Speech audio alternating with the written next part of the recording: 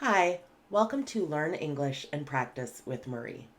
Today we're going to do Advanced Vocabulary Builder Lesson 52, where we'll go through 10 advanced words and talk about their definitions, parts of speech, and a couple of example sentences. We'll finish with a story for some extra practice. This is a series, and if you like this video, go ahead and subscribe. We just hit 1,000 subscribers. I'm really excited about that, so thanks so much for your support. Let's go ahead and hop in. First, listen to me read the words. Crescendo, inchoate, compliant, propensity, avarice, torpid, discordant, nascent, gauche, mote. First, crescendo. You'll see that this word can be used in a variety of different ways. It has a variety of different parts of speech. So let's go ahead and dig in. It can mean a steady increase in intensity or volume as a noun, of music with a gradual increase in loudness as an adverb or adjective, and an increase in loudness or intensity as a verb. So the word crescendo is really closely tied to this idea of music, and it's this build, and then the climax or the crescendo of the song is the most intense and powerful moment of the song. Examples are the music gradually built to a powerful crescendo, filling the auditorium with energy. The crowd's excitement reached a crescendo as the singer took the stage. Inchoate. This means unformed or formless as an adjective. In a beginning stage, also as an adjective.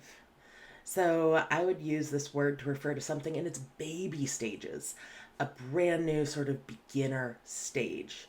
For example, I tried to knit. That's a hobby that I tried to do, but I'm not very good at it yet. I'm just learning the basics. I'd say my knowledge of knitting is in its inchoate stage. Examples are the artist's ideas for the painting were still inchoate, waiting to be fully developed. The novel's inchoate plot began to take shape as the writer delved into character development. Compliant. So this means ready to adapt oneself to another's wishes as an adjective. So you can think of this word also as being synonymous with obedient, someone who listens well, who follows rules, follows directions. So, for example, a parent might want their child to be compliant, to listen to their instructions, to do what they're told.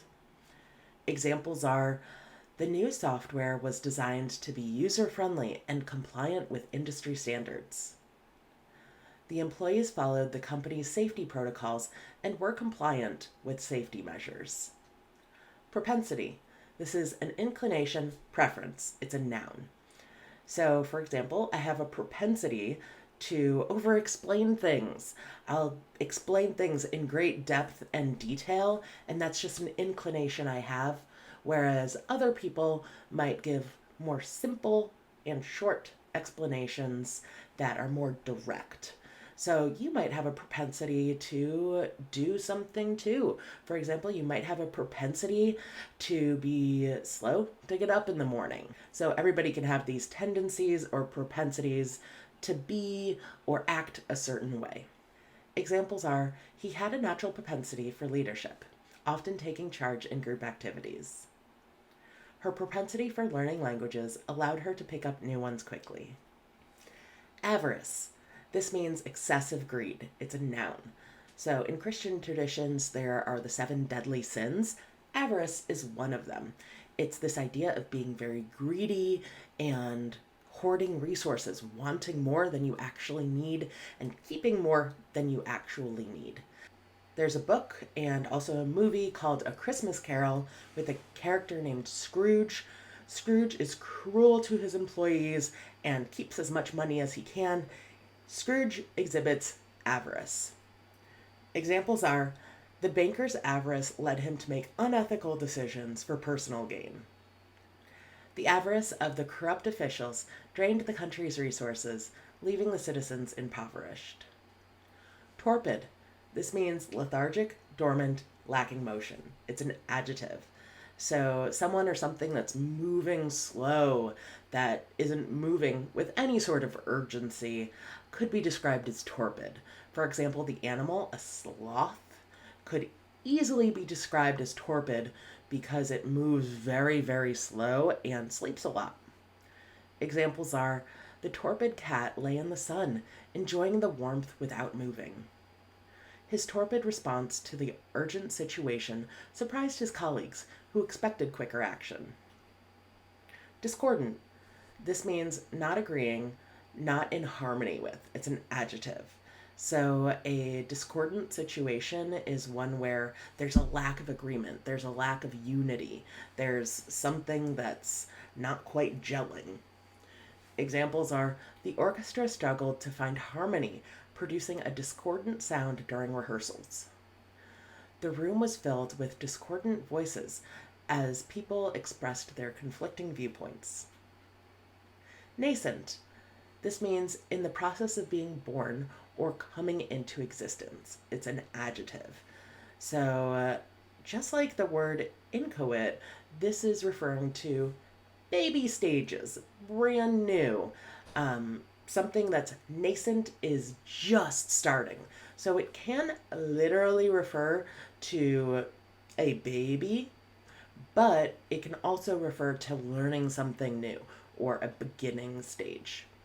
Examples are the nascent artist was just beginning to explore various mediums for her work. The nascent friendship between the two neighbors showed promise as they shared common interests. Gauche. This is lacking ease or grace as an adjective, unsophisticated and socially awkward as an adjective. So, someone who's awkward or behaving strangely could be referred to as gauche. I know we all sometimes feel like that. Examples are her gauche comments during the formal dinner embarrassed her and the hosts. The new employee felt gauche in the unfamiliar corporate environment. Mote. This is a tiny piece of substance. It's a noun. So this right here, not to be confused with another spelling and idea of the word moat, which is kind of a water barrier around a building or structure. So mote is a teeny tiny morsel, a piece. Examples are a mote of dust floated in the sunbeam, catching the light's brilliance. She noticed a mote of paint on the canvas and carefully removed it with a brush. So, let's read a story for extra practice. In the nascent stages of his medical education, Mark realized an inchoate desire within him to paint, an urge he had suppressed for years. The compliant path towards becoming a doctor seemed discordant with his creative yearning deep inside. He felt torpid in his studies as his heart craved colors and canvases instead of textbooks and scalpel skills. As his medical journey reached a crescendo, Mark made a life-altering decision. He decided to follow his artistic propensity and pursue a career as a painter. His friends and family were shocked by his choice, deeming it gauche to abandon a promising medical career. Embracing the world of art, Mark's former torpid existence transformed into a vibrant and dynamic one.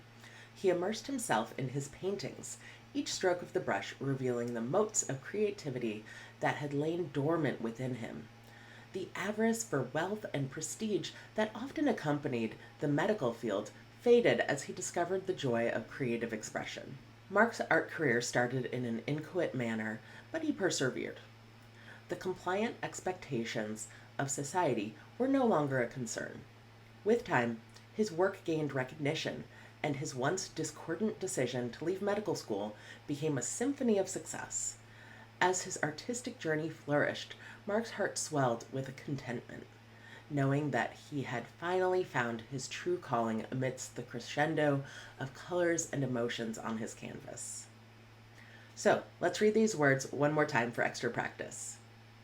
Crescendo, inchoate, compliant, propensity, avarice, torpid, discordant, nascent, Gauche, Mote.